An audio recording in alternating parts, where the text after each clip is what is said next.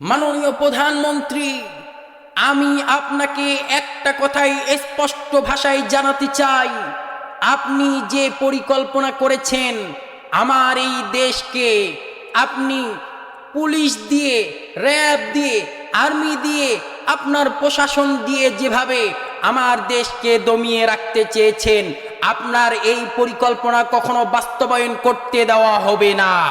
আমার দেশের সোনার ছেলেরা তারা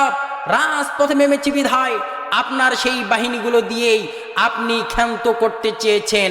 আপনার সেই বাহিনী দিয়েই আপনি সেইগুলোকে দাবিয়ে দিতে চেয়েছেন, কিন্তু আপনার এই পরিকল্পনা কখনো মেনে নেওয়া হবে না। আমি বলি, আপনি যদি আপনার এই পরিকল্পনা করেই থাকেন, আমি বলতে চাই আপনি সেটা ভুল পথে হেঁটেছেন। ওই 1952 সাল থেকে নিয়ে শুরু করে 71 সালে স্বাধীনতার যুদ্ধে যেমন